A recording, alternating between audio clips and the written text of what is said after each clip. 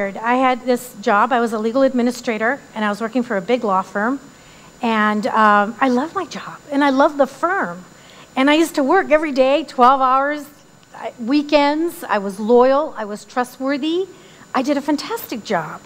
And then one day, my boss called me into the office, and I thought, of course, to compliment me on my work, my job well done, and to give me a raise. And instead, I learned out that I was fired. And I was quite surprised, stunned actually, and I was hurt. And as I was walking out of the office, humiliated, and so I went home and I cried. And after about 3 days of crying and feeling sorry for myself, I said, you know what, I got mad. And I thought, you know what, I'm never gonna let this happen to me again. So I made two decisions. And the first decision was that I would never let anybody control my money. And the second decision was that from now on, I was in charge of my destiny. And so I thought, okay, well, those are two pretty powerful promises to make to oneself. And I thought, okay, so how am I going to do it? Because although they were pretty powerful promises, they weren't enough to put food on the table. And so I decided that I would think about how I could keep these promises to myself. And that's what you're going to learn this weekend. This weekend is about wealth building. And so I'm going to teach you how I created wealth. You're going to hear other speakers how they created. And the first thing that you need to do is thinking how you can create your wealth and live the life that you dream about is to be open. Is to be open to new ideas and possibilities. Now, you may not like all the strategies, you may not like about what I'm talking about, but you know what? Be open to it. Be open to new possibilities. And I'll show you how thinking, I will tell you how thinking made me rich. So after I got fired, I decided, well, I need to make some money. And I knew the best money. I had learned the lesson that the way to make money, there are two ways, either be in sales or to own your own company. So I thought, well, I don't know how to own my own company, and I'm really not into sales, so what could I do? So what I did was I became a consultant for a firm that taught people how to use big computer systems and telephone systems. And I took a job as a consultant because it was as close as I could be to being self-employed. And during that, the year and a half that I worked for them, I learned how to be a consultant. I learned how to consult. I learned how to get new clients. I learned how to bill for my time. I learned how to work on my own.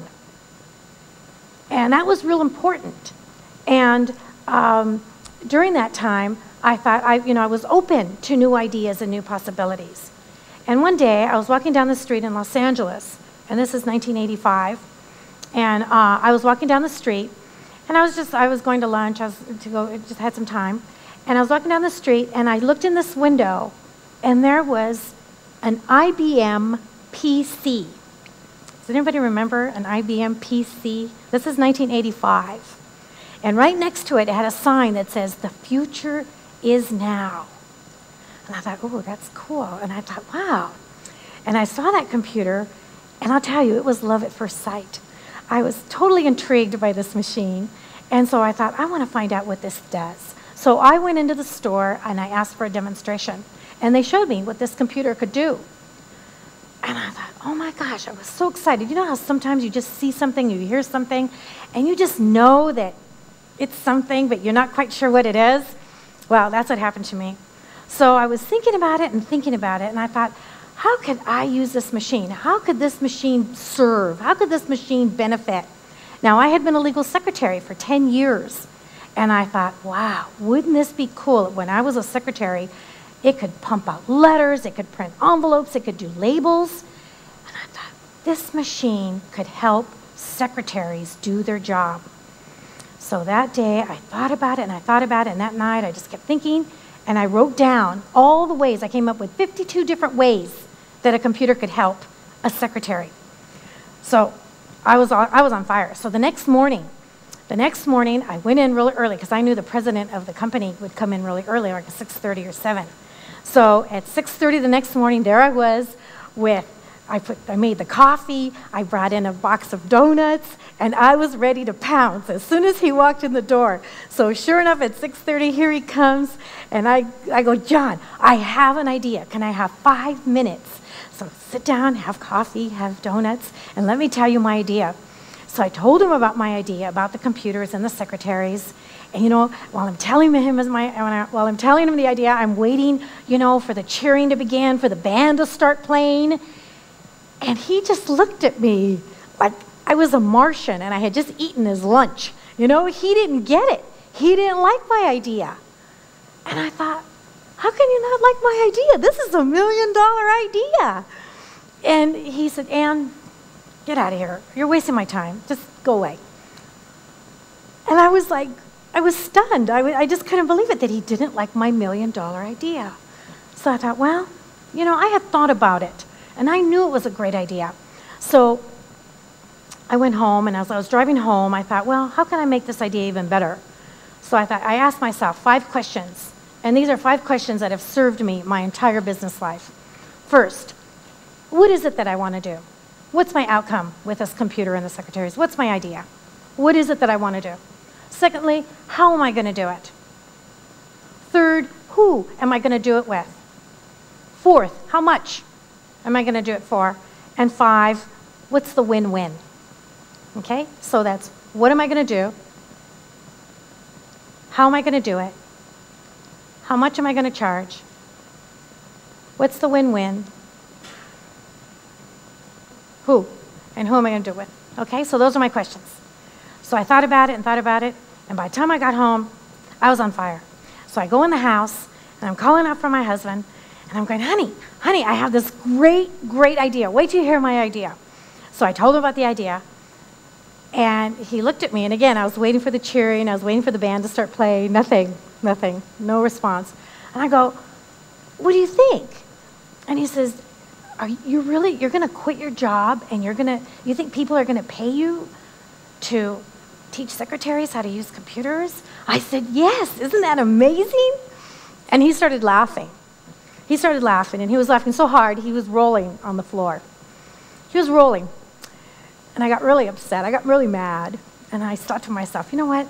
I'll show you. I'll prove it. I'll show you that this idea works, because I had thought about it, and I knew that it would work, and I had decided to do it. So the only missing component was taking some action.